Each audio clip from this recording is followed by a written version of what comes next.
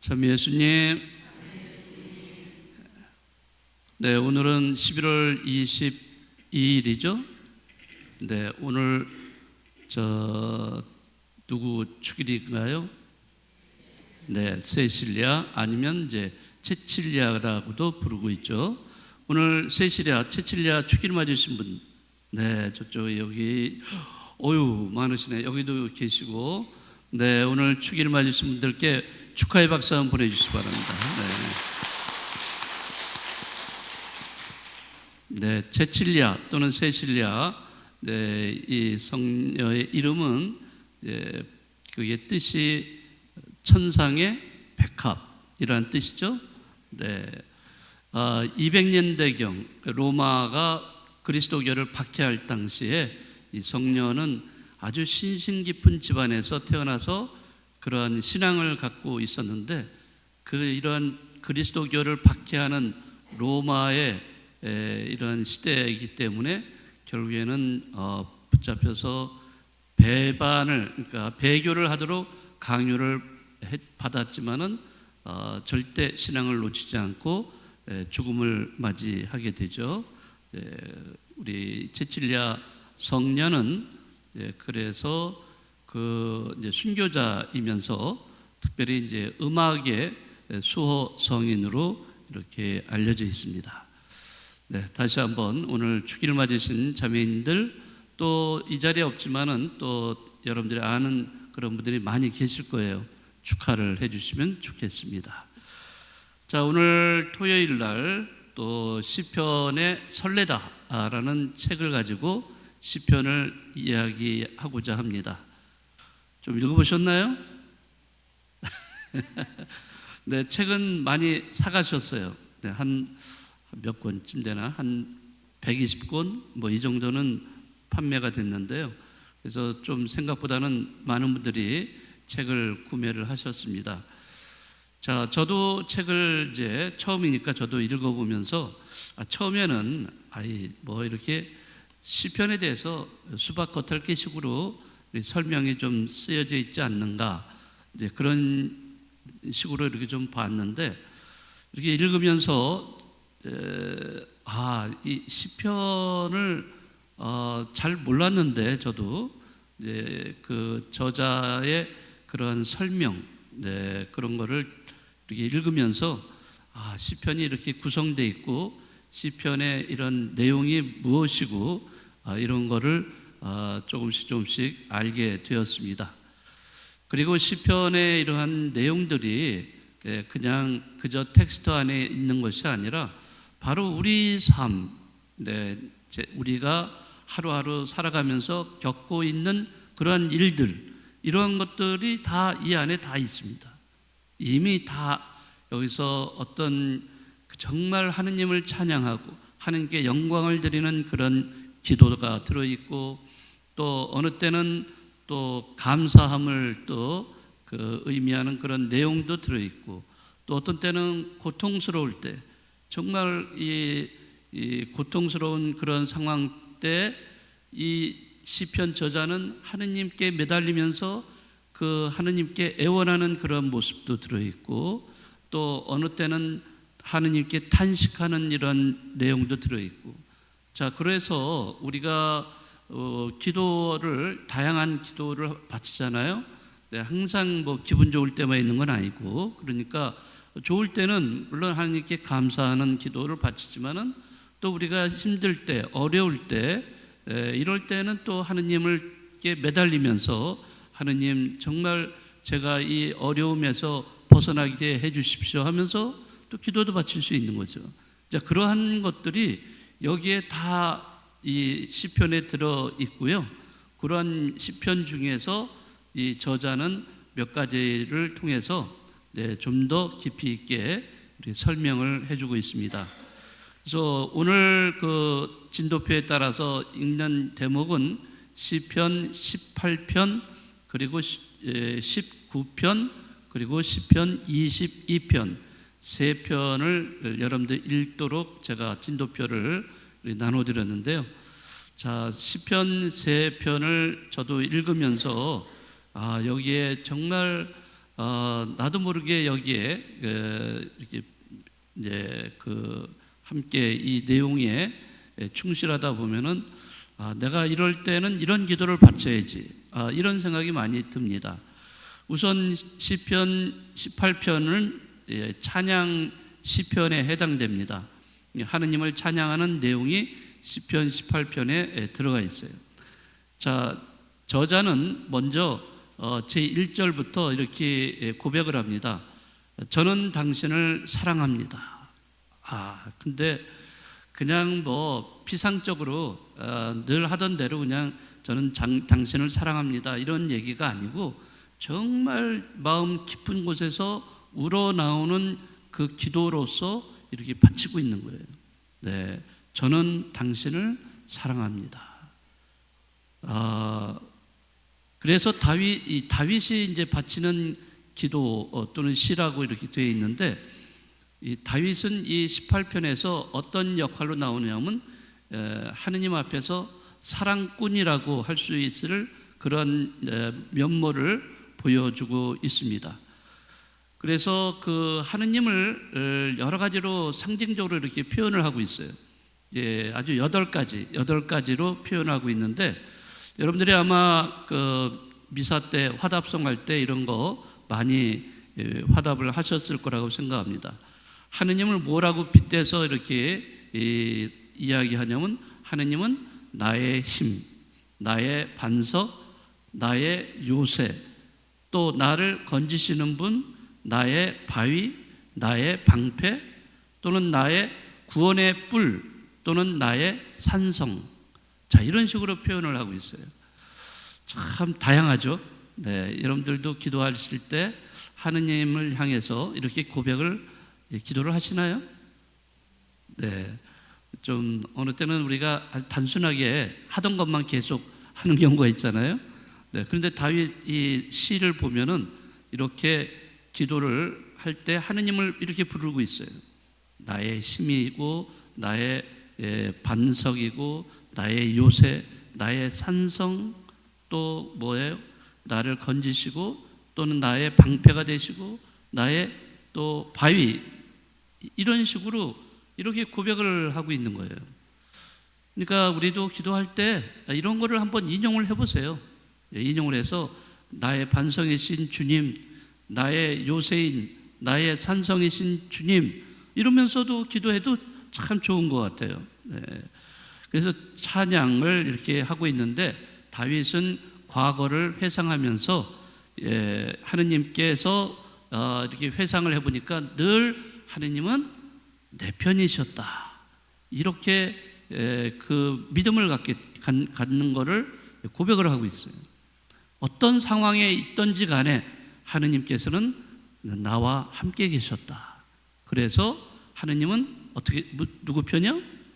내 편이다 라는 이런 고백을 하고 있는 것입니다. 그래서 하느님은 늘 내 편이신 그런 분이기 때문에 내가 정말 그분을 정말 사랑합니다. 그래서 1절에 그렇게 고백을 하고 있는 거예요. 저는 당신을 사랑합니다. 자, 한번 해보실래요? 저는 당신을 사랑합니다. 자, 저는 당신을 사랑합니다. 네, 뭐 별로 어려운 거 없죠? 네, 저는 당신을 사랑합니다. 저한테 해보세요. 네, 옆에 있는 분들한테도 다 얼마든지 할 수 있는 그런 표현인데, 그러나 어떤 자세를 가지고 하느냐에 따라 또 다르죠. 네, 그래서 이것은 하느님을 향해서 내 마음속 깊은 곳에서부터 우러나와서 하는 기도가 되어야 된다는 것. 네, 그런 거를 이 저자는 이야기하고 있습니다. 자, 그 다음에 시편 19편 역시 찬양 시편입니다. 자, 여기서는 하느님을 드러내게 해주는 두 가지 도구를 이야기하고 있어요. 하느님을 드러내게 해주는 것이 무엇일까? 이 창조물에서 뭐가 있을까요? 여러분들이 이렇게 보는 거 뭐예요? 자연이죠, 자연. 이 자연을 통해서 우리는 하느님을 맛볼 수 있는 겁니다. 하느님이 어떤 분이신가? 네, 이 온갖 자연을 통해서 여러분들 또 가을, 지금 늦가을 이제 뭐 낙엽이 지고 그러게 하겠지만은 그래도 단풍으로 물들었을 때 그 노란 단풍, 빨간 단풍 이렇게 다 이렇게 자연이 물을 들어보니까 어때요? 너무너무 아름답죠? 네, 이런 아름다움을 누가 주신 거예요? 하느님이 주신 거예요. 하느님이 만들어 주셨기 때문에 그런 걸 보면서 우리는 그냥 어머나 어머나 뭐 이렇게만 감탄하지 마시고 아이고 하느님 감사합니다. 네, 하느님께 찬양하는 이런 기도가 그냥 저절로 나와야 돼요. 그런 거. 또 그렇게 자연을 얘기하는데 여기서는 그 자연 중에 가장 위대한 자연으로 꼽는 게 바로 뭐예요? 아침에 이렇게 올라갔다가 저녁에 지는 게 뭐예요? 태양이에요, 태양. 태양은 바로 하느님을 드러내는 아주 훌륭한 자연이라고 할 수 있죠. 자, 자연, 태양을 설명하고 있습니다. 창조 세계의 위대함을 설명하기 위해서 태양을 예로 들고 있습니다. 이 위대한 태양, 그것은 정말 인간들이 어떤 때는 너무나 위대하기 때문에 사람들은 어떤 때 그 태양을 오히려 숭배하기조차 합니다. 그래서 옛날에는 태양 신이라고까지도 이렇게 하면서 그 태양 신을 숭배했던 적도 있어요. 그만큼 태양은 자연 중에서도 가장 위대한 자연이기 때문에 태양을 숭배하기까지 했습니다. 그러나 이 시편에서는 태양이 아무리 위대하다 하더라도 그것은 하느님의 뭐예요? 네, 그렇죠. 피조물이고 창조물이에요. 그렇지만은 이러한 피조물 중에서도 정말 위대한 그런 자연. 그래서 이 태양은 어떻게 보면 하느님의 생명력을 상징적으로 보여주고 있다고도 얘기할 수가 있습니다. 자, 그렇게 하느님을 드러내주는 태양, 그런 거를 얘기하다가 저자는 이제 또 하나를 또 제시합니다. 그것은 다시 말하면 율법이에요. 율법.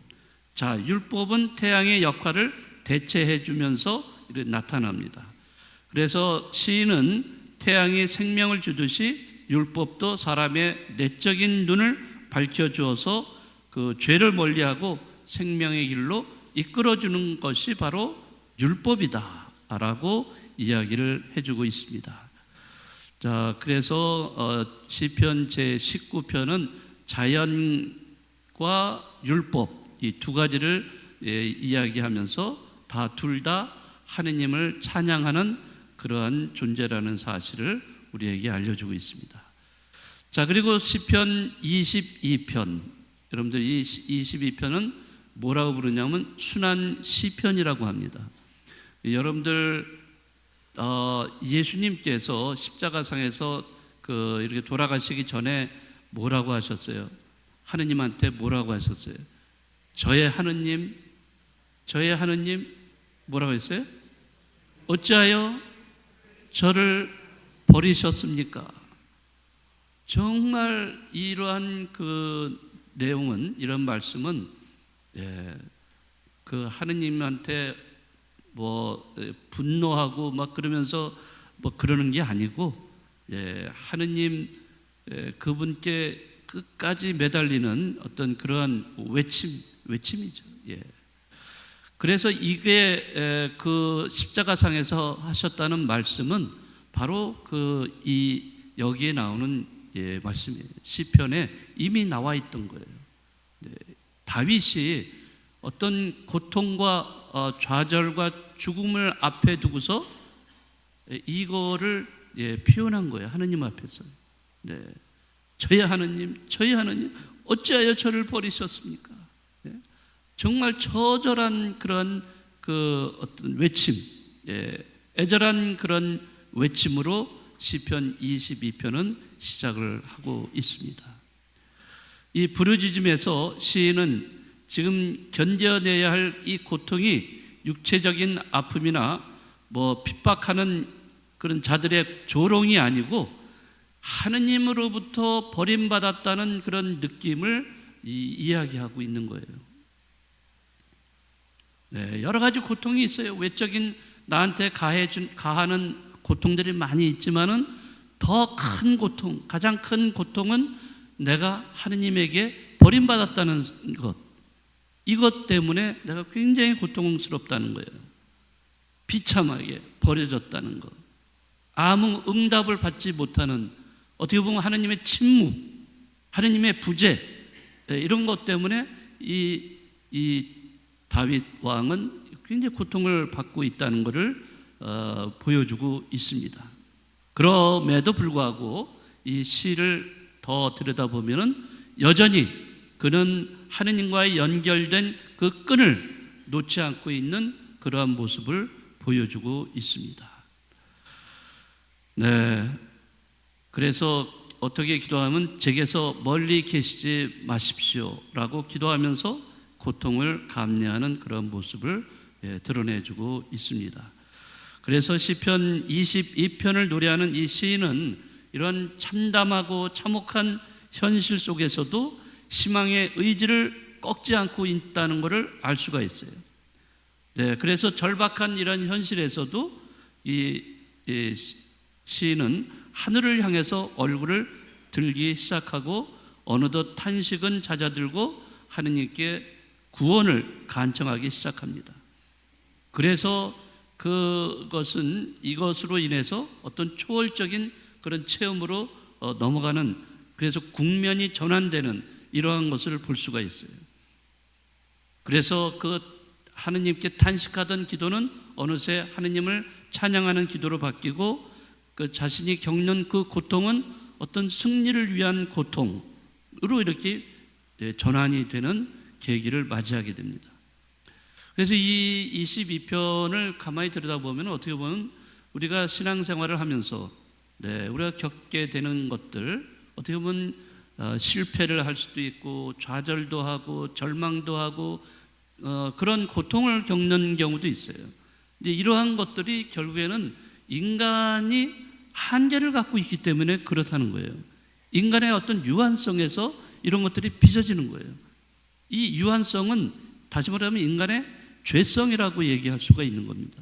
이런 죄성을 인간들은 갖고 있기 때문에 그것으로 인해서 내가 고통을 겪고 절망하고 좌절하는데, 이제 그럼에도 불구하고 이러한 그 한계를 체험했을 때 여기서 인간은 정말 거기서 고뇌하는 인간은 뛰어넘는다는 거예요. 그 한계를 뛰어넘는 체험을 한다는 거죠. 그게 바로 초월 체험이에요. 이 초월 체험을 통해서 우리는 하느님을 만나게 되는 거예요. 그런데 그냥 그 삶의 고통 속에만 우리가 빠져들고 그 이상의 것을 제대로 보지 못한다면은, 그 너머의 것을 보지 못한다면은 하느님을 만날 수가 없는 거예요. 초월 체험을 할 수가 없는 거죠.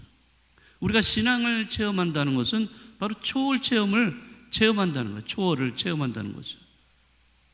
자, 우리가 맞닥뜨리는 압도적인 절망의 그 순간마다 무한한 가능성이라는 것이 있다는 거죠. 무한한 가능성이 있어요. 하느님은 이거를 숨겨놓으셨어요. 숨겨놓은 이것을 우리는 찾아야 된다는 거죠. 그 찾으려면 결국에는 그 신앙의 힘으로 가능하다는 거죠. 그래서 오늘 시편 22편은 순환의 시편이면서 동시에 그 고통을 통해서 더욱더 하느님께 가까이 갈 수 있는 계기를 마련해 준다는 것을 우리에게 알려주고 있습니다. 그래서 그 시편 22편 같은 경우 아까도 말씀드렸지만 예수님이 십자가상에서 하신 그 말씀이 바로 여기 들어있는 거예요. 그러니까 어떻게 보면 그 복음서의 작가들은 이러한 시편을 인용을 해서 예수님이 십자가상에서 이러한 말씀을 하셨을 거라고 유추하면서 거기에다가 기록을 해놓지 않았는가, 이런 생각이 듭니다. 자, 오늘 시편 두 편의 찬양시와 또 시편 22편의 순환 시편, 이 세 가지를 아주 짧게 제가 이렇게 말씀을 드렸고요. 아무튼 시편이 계속 우리가 네, 기억을 해서 기도 속에서 녹아서 나올 수 있도록 네, 그렇게 됐으면 좋겠습니다. 네.